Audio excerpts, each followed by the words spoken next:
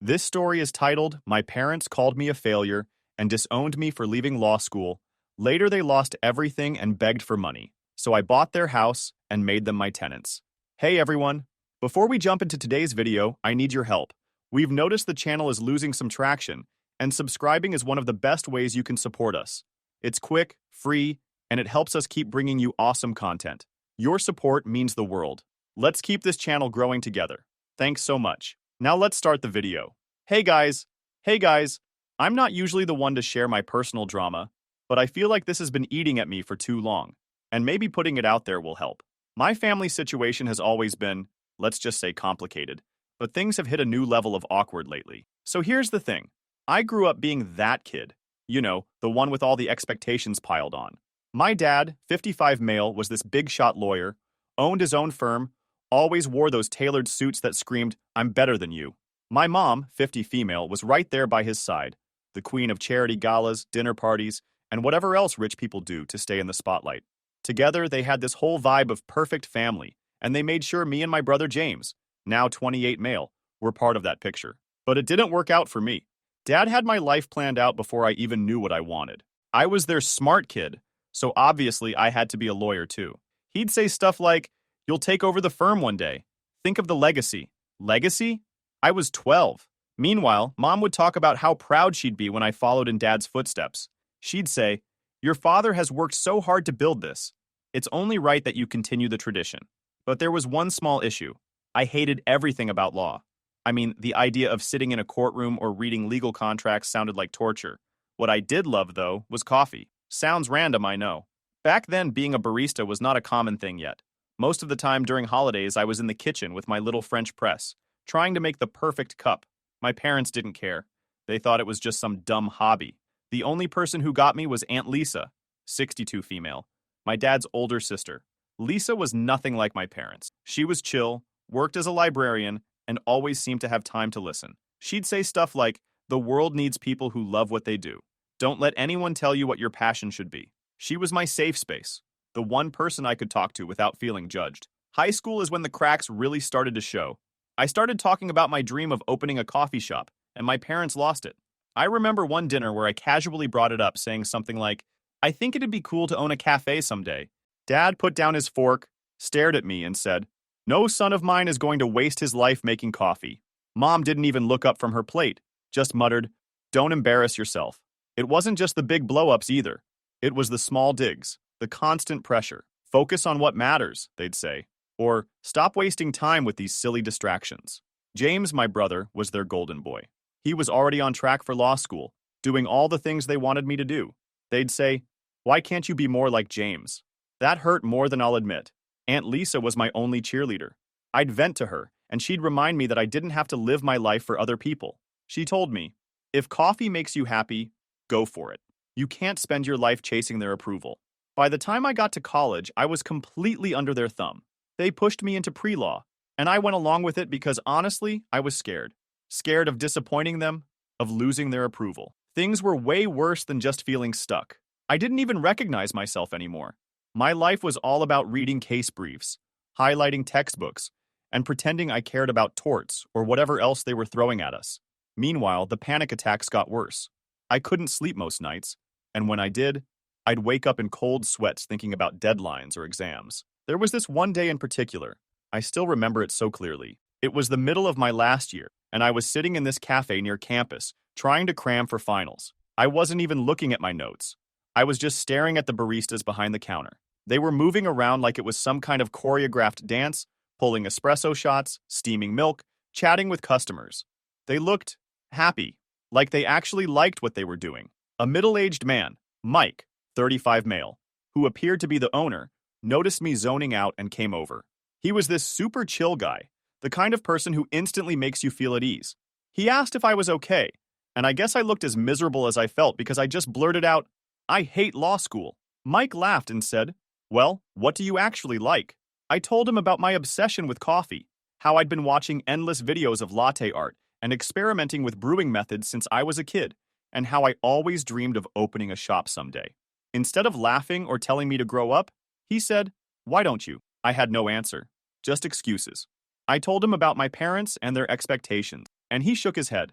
Man, life's too short to live it for other people. If coffee's your thing, go for it. It's hard work, but if you're passionate, it's worth it. That conversation lit something inside me. You know, I was young and only needed a push to start. I started hanging out at the cafe more often, asking questions, watching how Mike ran the place. He even let me try my hand at making drinks during slow hours.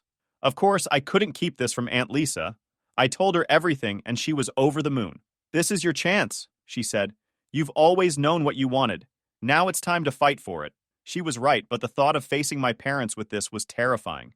So I made the decision. I will leave law school. So, I spent a few nights rehearsing how I'd tell my parents. I thought if I chose the right words, kept my tone calm, and explained everything, they'd at least try to understand. I knew they wouldn't be thrilled, but I figured they'd hear me out. So I prepared a whole presentation, and that was stupidly optimistic. I showed up at the house on a Saturday morning. Mom was in the kitchen. Dad was at the dining table, going over some paperwork. I walked in and sat down across from him.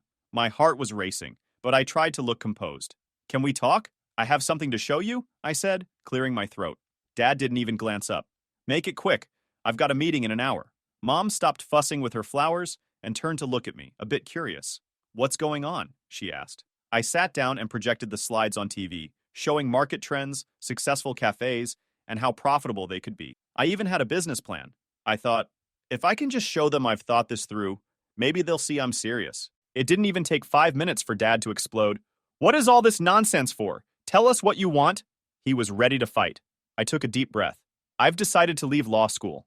He slammed his pen down and leaned back in his chair, staring at me like I'd just told him I'd robbed a bank. "What the hell are you talking about?" he said, his voice sharp. "I've thought about this for months," I said, trying to stay calm. "Law isn't for me. It's making me miserable. I've found something I'm passionate about, and I want to pursue it." Mom crossed her arms, already looking annoyed. "Passionate about what, exactly?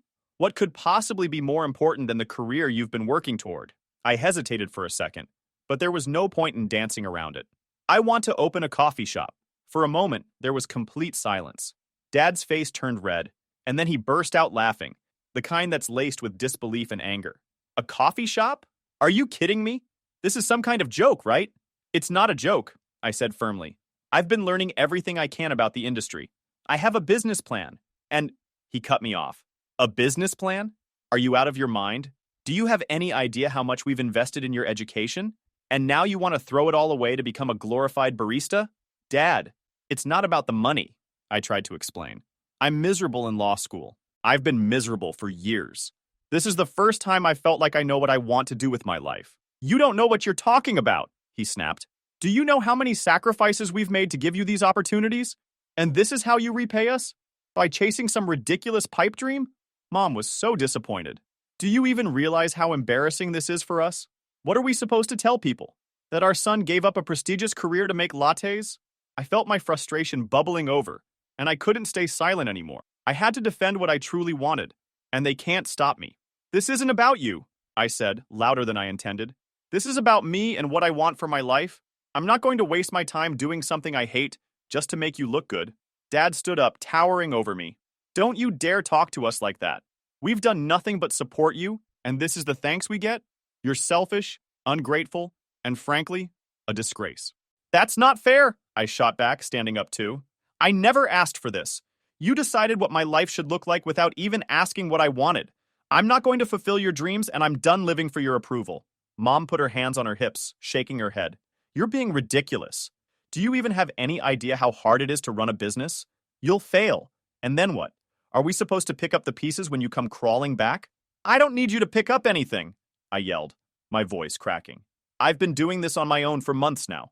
Learning, working, saving up. I can handle it."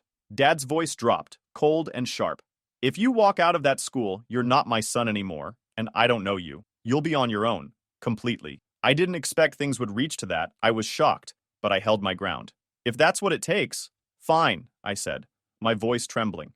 "I'd rather be on my own than spend the rest of my life living a lie." I looked at my mom, and I thought I saw a flicker of emotion in Mom's eyes, but she quickly turned away. "Do whatever you want," she said quietly, "but don't expect us to support you when this blows up in your face." I grabbed my bag and headed for the door. Just as I was about to leave, Dad called out, "Don't come crawling back when this all goes to hell. You're making the biggest mistake of your life. I turned back, my hand on the doorknob. Maybe, I said, but at least it'll be my mistake. And then I left. That day felt like a blur.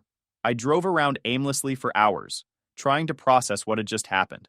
It wasn't just a fight, it was a complete severing of ties. I wasn't their son anymore. I ended up at Aunt Lisa's place. She opened the door and took one look at me before pulling me into a hug. They didn't take it well, huh? She said softly.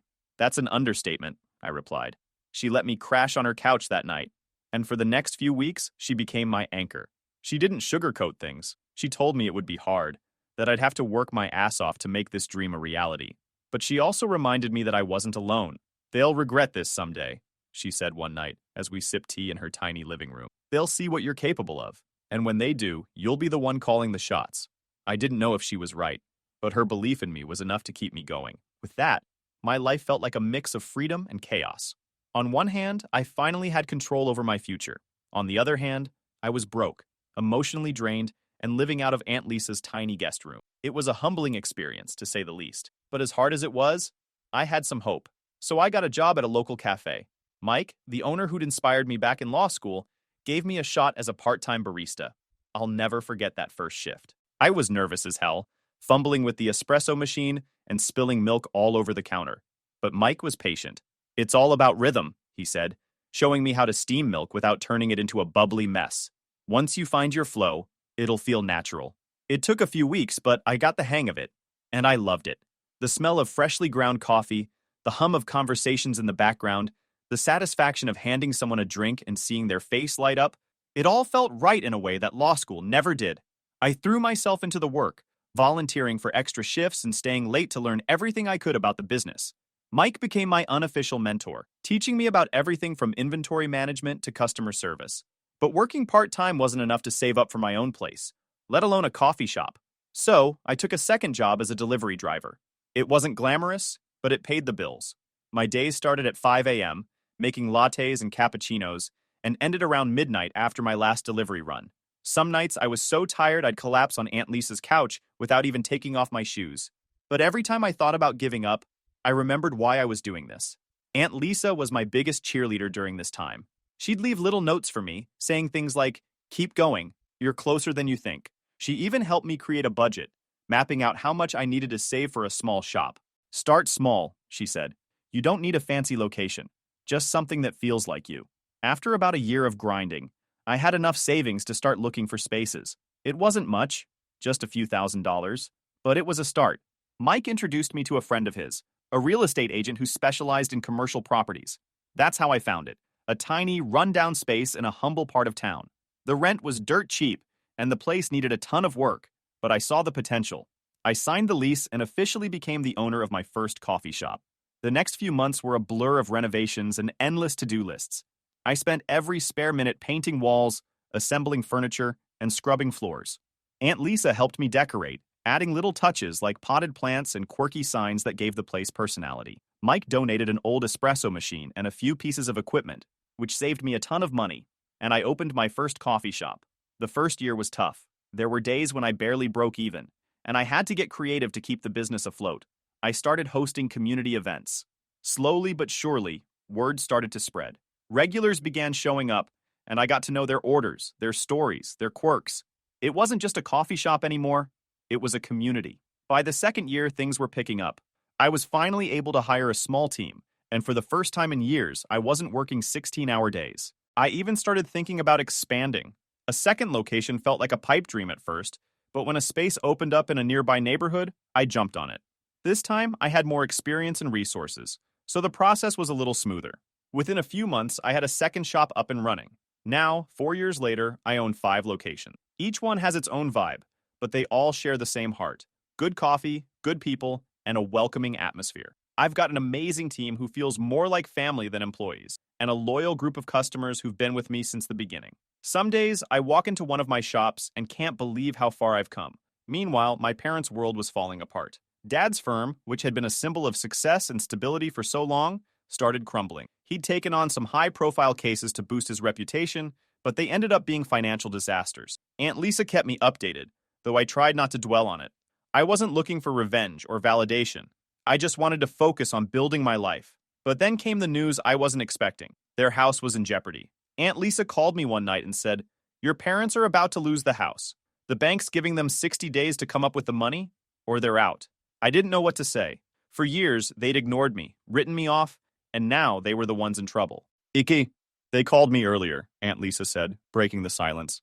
They're desperate. They asked if I could loan them the money, but you know I don't have that kind of cash. She paused, giving me a careful look. They're going to call you next. I scoffed. Why? So they can tell me I'm a failure again? Pass. Think about it, she said. You've built a life for yourself. You're in a position to help if that's what you want to do. But don't feel obligated, okay?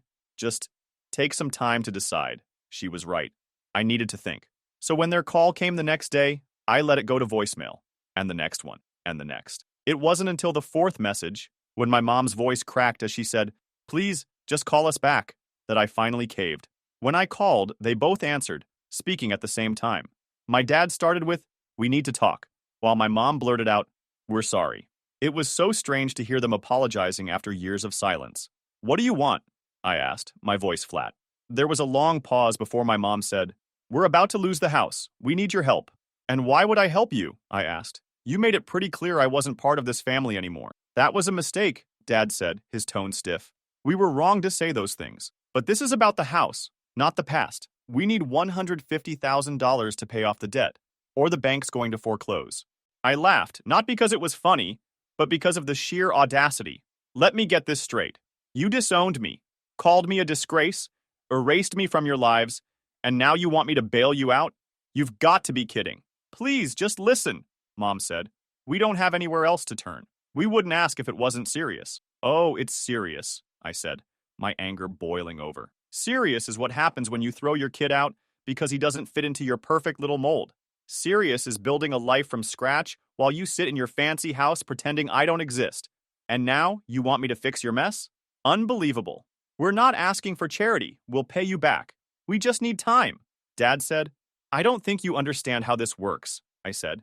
"You don't get to rewrite history because it's convenient for you now. You burned that bridge, remember?" There was silence on the other end. Finally, my mom said, "We know we hurt you. We were wrong. But you're still our son. Can't we start over?" I didn't answer right away. Part of me wanted to hang up and never speak to them again. But another part of me, the part that remembered Aunt Lisa's words about building my life on my terms, felt like this was a chance to take back control. "I'll think about it," I said, and hung up before they could say anything else. Over the next few days, I weighed my options. I knew I could afford to help them. The business was doing well, and I had the money. But I wasn't going to just hand it over. If I did this, it would be on my terms, not theirs. I talked it over with Aunt Lisa, who, as always, gave me solid advice. "You have every right to say no," she said. "But if you decide to help, make sure it's on your terms. Protect yourself." I had a plan, and here is how it went. I met with my financial advisor and laid out a plan. Instead of giving them the money outright, I'd buy the house. That way, I could ensure they wouldn't lose it, but I wouldn't be risking my own financial stability either. When I called my parents to tell them, Dad sounded relieved until I explained the terms. "I'll buy the house outright," I said. "You'll stay as tenants and pay rent. It'll be a modest amount, something you can afford. But if you miss payments or try to manipulate me, I won't hesitate to evict you." "What?" Dad snapped. "You're going to make us your tenants? That's absurd." "It's this or nothing," I said firmly. "I'm not handing you $150,000 to gamble with. This is the only way I'm willing to help." Mom tried to play the guilt card. "We're your parents. How can you treat us like this? How can I treat you like this? Do you even hear yourselves? After everything you've done, you're lucky I'm even picking up the phone." "This is selfish," Dad said angrily. "You're taking advantage of our situation to humiliate us." "No, I'm giving you a lifeline. Take it or leave it." After a long, tense pause, they agreed. I could hear the resentment in Dad's voice, but I didn't care. This wasn't about making them happy.